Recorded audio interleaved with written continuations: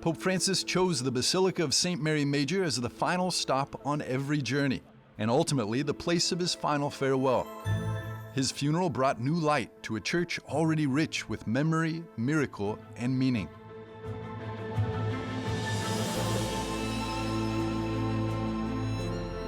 In this episode, we follow conservator-restorer Guido Sante as he reveals the sacred beauty and deep history behind one of the most important Marian shrines in the world, a place where popes have prayed, artists have worked, and pilgrims continue to gather. A farewell to a pope, a celebration of something far older.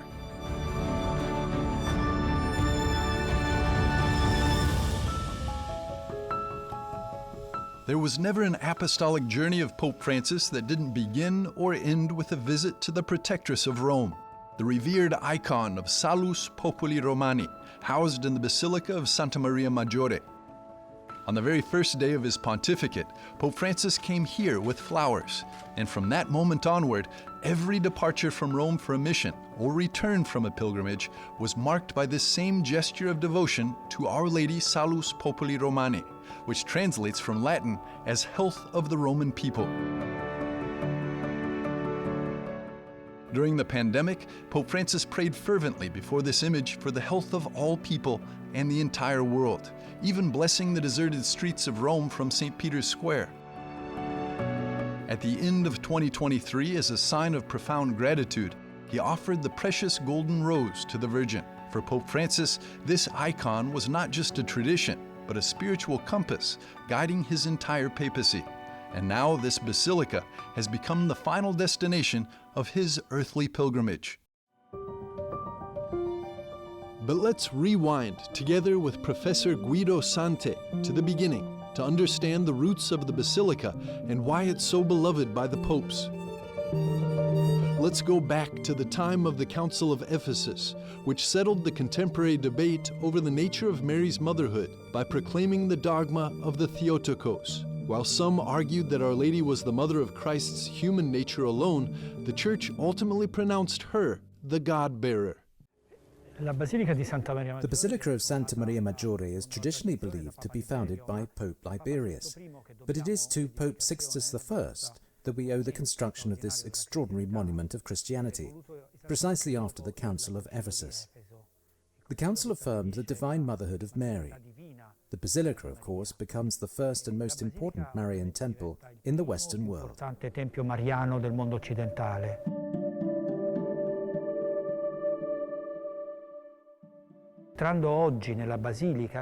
Entering the Basilica today, what absolutely strikes the faithful is the marvelous mosaic in the apse, depicting the grand scene of the coronation of Mary by her son, Jesus Christ.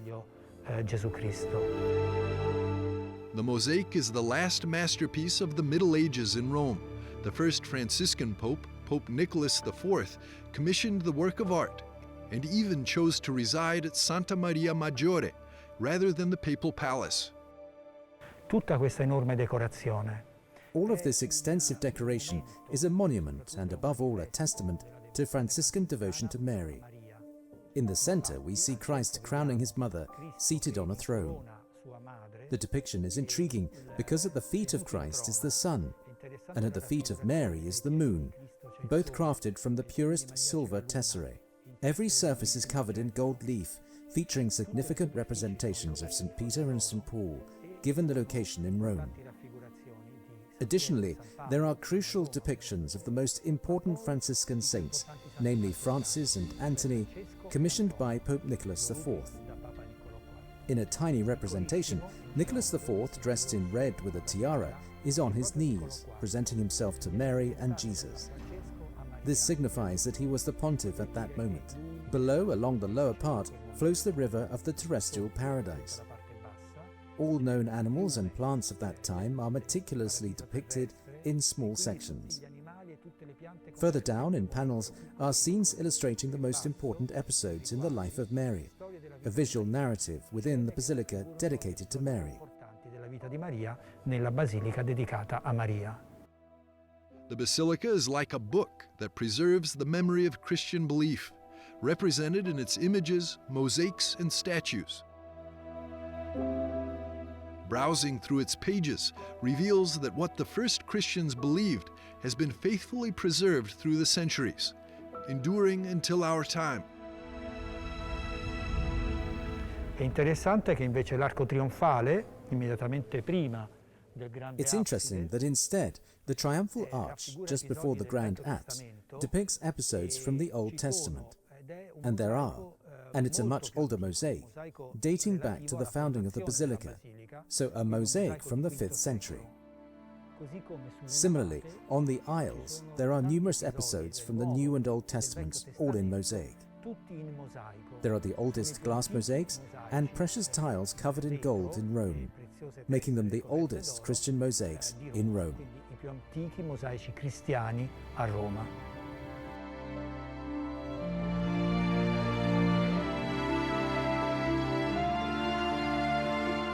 Pope Nicholas bequeathed the Franciscan charism to the Basilica, which had also been called Santa Maria ad Praesepium and Betlemme ad Occidente, because it contains the relic of the cradle of the baby Jesus. In homage to this sacred relic, and in keeping with the tradition of St. Francis, Pope Nicholas introduced the first ever nativity scene within the Basilica, inspired by St. Francis's iconic live nativity scene in Greccio.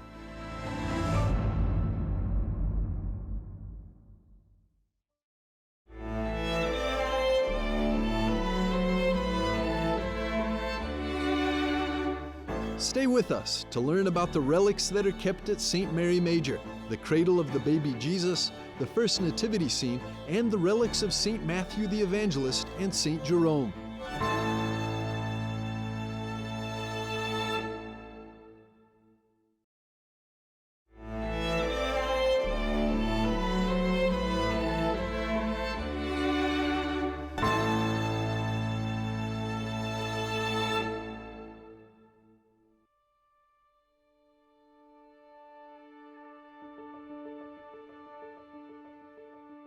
The beating heart of the Basilica of St. Mary Major is the altar that enshrines some of the most precious relics of Christendom. The complex is crowned by a baldachin, and a chapel underneath provides access to venerate the relics of the Nativity that arrived from Bethlehem in the 7th century. Guido Sante continues to guide us through the time, art, and spirituality of the Papal Basilica of St. Mary Major. Nell'Ottocento invece, il secolo scorso, In the 19th century, about 150 years ago, Pope Pius IX, who reigned for many years, decided to construct a confession. Essentially, this involved opening up an area in the floor with two large staircases leading beneath the main altar to preserve the Holy Cradle. e lì conservare la Sacra Culla. I pellegrini, i visitatori, i fedeli, Pilgrims, visitors and believers can thus descend these stairs every day, enter the heart of the Basilica beneath the main altar, and there pray in front of the relic of the Holy Cradle. This relic consists of 5 planks of sycamore wood, an oriental tree, housed in a large reliquary made of crystal, silver and gold, crafted by Giuseppe Valadier in 1802. At the center of the confession is the statue of Pius IX, a large statue depicting him kneeling, looking towards the relic and facing the altar. guardando verso la reliquia e guardando verso l'altare. L'altare, che è una preziosa. The altar, a precious basin made of imperial red marble and porphyry, houses other significant relics preserved at Santa Maria Maggiore. For example, the relics of St. Jerome, the relics of the Apostle Matthew, and a series of other relics. There is therefore a very precise connection between the relic of the Holy Cradle, the relics of the Nativity, the doctors and the saints, and the main altar. Overarching all of this is a huge, beautiful baldachin, executed and designed by architect Ferdinando Fuga in 1750 for the Jubilee of 1750. Commissioned by Pope Benedict XIV.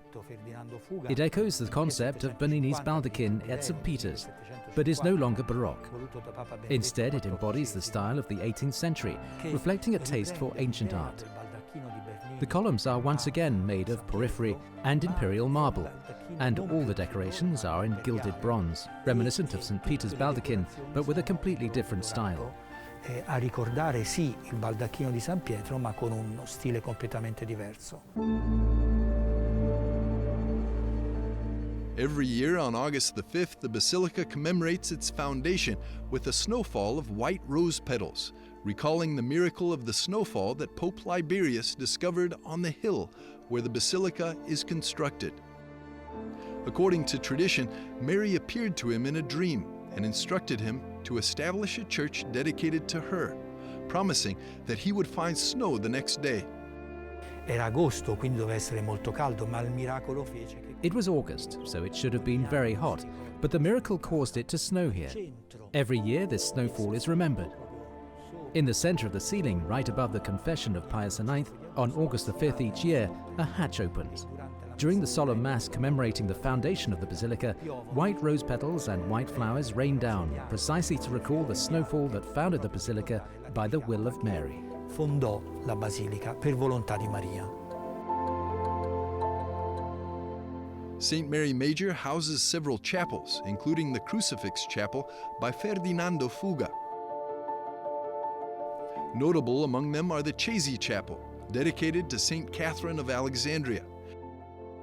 However, the most beautiful and important chapels are the Pauline Chapel, which houses the icon Salus Populi Romani, and the Basilica's Sistine Chapel of Santa Maria Maggiore.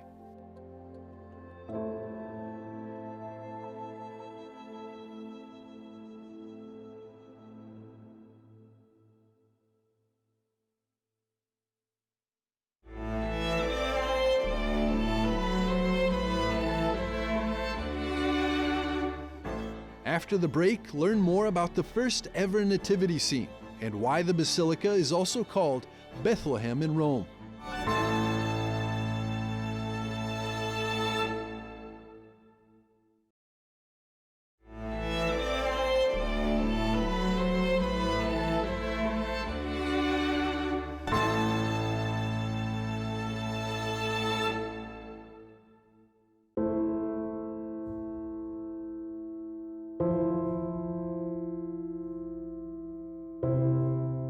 The Basilica of St. Mary Major has its own Sistine Chapel. While it doesn't feature Michelangelo's Last Judgment and there are no frescoes depicting the creation of man, there is a touch of Michelangelo on one of the world's largest tabernacles, and this chapel holds the first ever nativity scene figurines. Oggi noi la chiamiamo Cappella Sistina per ricordare Sisto V. We now call it the Sistine Chapel to remember Sixtus V. In truth, ancient documents refer to it as the Nativity Chapel, as it was built here to commemorate the birth of Christ. The relic of the Holy Cradle coming from Bethlehem was preserved here. This location, more or less where we are now, housed the first oratory and church dedicated to the Nativity of Christ, where the relic was kept. So what does Pope Sixtus do? He and his architect Domenico Fontana face a challenge. They cannot demolish the ancient chapel where the holy relic is preserved. Instead, they enclose the chapel in a box, essentially lifting this massive structure, and move it here below using hoists exactly here. Hence, what we see today resembling a crypt or confessional is in reality the medieval chapel of the Holy Relic of Bethlehem. Pope Sixtus V also had this chapel built to commemorate the nativity scene desired by Nicholas IV, another Franciscan pope and the first Franciscan pope. In this chapel, indeed, the first nativity scene in history was preserved, and it is still preserved today. Il primo presepe della storia. St. Francis had established the living nativity scene in Grecio, and within a few years, the tradition of the nativity scene spread. However, the crèche, as we now know it, was born here and originally kept in this little chapel, together with the relics of the Nativity, the manger from Bethlehem. The Pope is sculpted praying in front of the manger, but his gaze is directed towards the altar, where the transubstantiation takes place. The altar complex reflects the spirit of the Tridentine Council. The tabernacle is built according to the norms of St. Charles Borromeo, a prominent advocate of the Counter-Reformation from the Council of Trent, who served as an archpriest of the Basilica of St. Mary Major. Quindi questo tabernacolo è esattamente in asse con... So this tabernacle is perfectly aligned with the Nativity Chapel. We have therefore a crucial, theologically significant passage, as desired by Pope Sixtus, the incarnation of Christ in the lower part, with a relic of the Holy Cradle and a depiction of the Nativity. The tabernacle, where the Council of Trent tells us that the host is the true body of Christ, is adjacent to the altar. So the altar, immediately next to the tabernacle, and this verticality that rises precisely to the dome's center, is where a choir of angels portrays God the Father. Thus, the entire chapel is built along a line that, from the incarnation of Christ in the medieval chapel, in the nativity scene, ascends to the glory of God the Father. This axis precisely marks the entire structure that revolves around this marvelous monument. These are some of the most precious stones that existed in the 16th century. Pope Sixtus doesn't look at the money. Pope Sixtus must build the most precious tabernacle in the city. Above, there are figures of the 12 apostles, as written by St. Charles, and there are depictions of 8 scenes of the Passion of Christ. At least 3 of these scenes are made in gilded bronze, based on designs by Michelangelo. Michelangelo was already deceased, but Ludovico del Duca, one of his students, used 3 famous drawings by Michelangelo to create 3 scenes of the Passion of Christ. The tabernacle is a historical and spiritual testament, emphasizing the constant incarnation of Christ in the Blessed Sacrament and his passion and resurrection.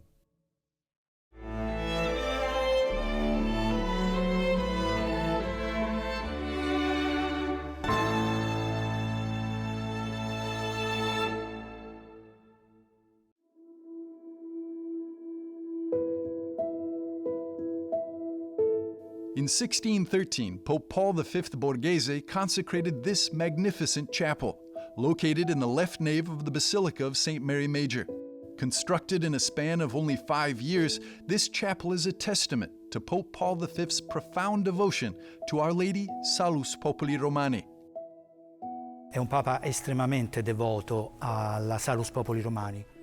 The tradition holds that the painting was created by St. Luke the Evangelist, the patron saint of painters. Pope Paul V built a monumental chapel, very similar to the one that Pope Sixtus had built 20 years earlier.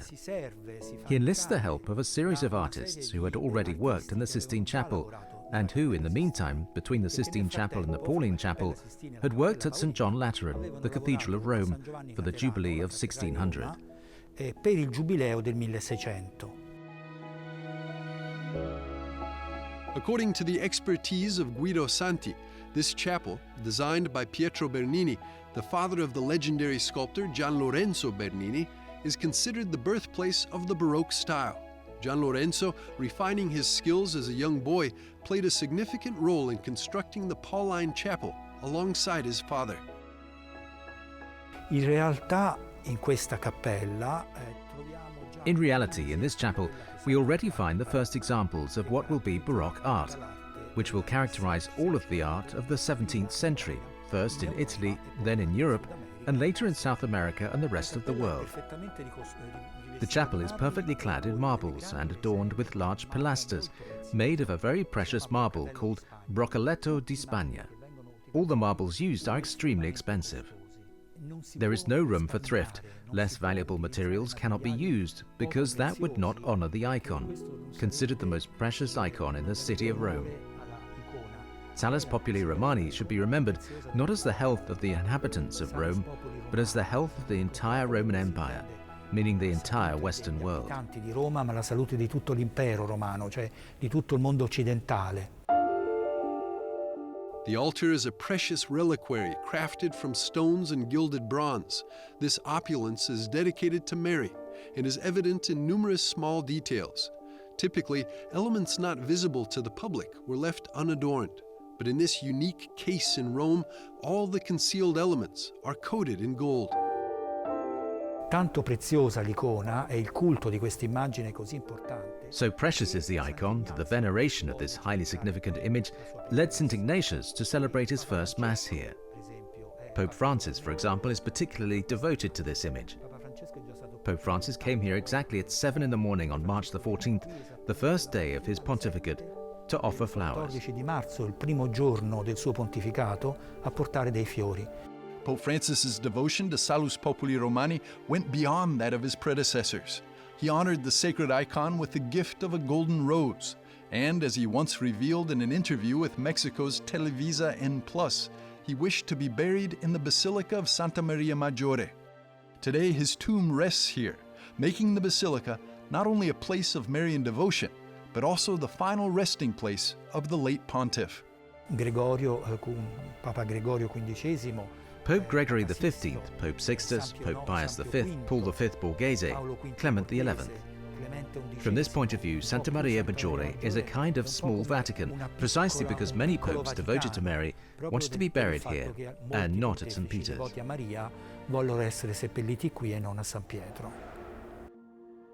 Pope Paul V not only wanted to be buried here, but like Pope Nicholas IV, decided to reside in this basilica and established his studio in the sacristy. During his papacy, he faced renewed religious tensions between Catholics and Protestants in Germany, which ultimately led to the outbreak of the 30 Years' War in 1618. His response went beyond financial support for the Catholic League. He also took a cultural approach, defending Catholic doctrine through the promotion of art. The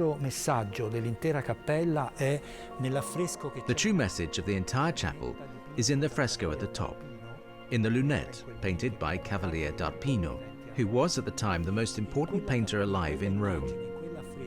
In that image, in that fresco, St. Gregory Thaumaturgus is depicted showing Mary the text he wrote against heresies in the 5th century.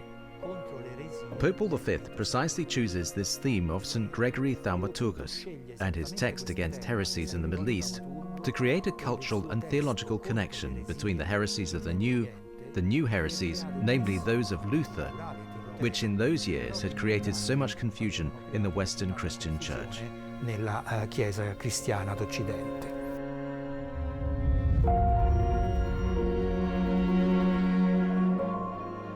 The Basilica of St. Mary Major stands as a living testimony to the early Christian faith, embodying the Council of Ephesus and devotion to the Mother of God, and witnessing miracles.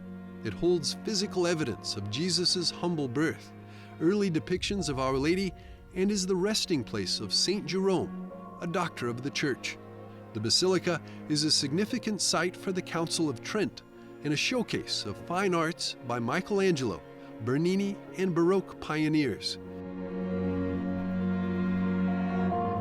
This is why the Basilica of St. Mary Major held such a special place in Pope Francis's heart, with Our Lady Salus Populi Romani as his spiritual compass, guiding his entire papacy.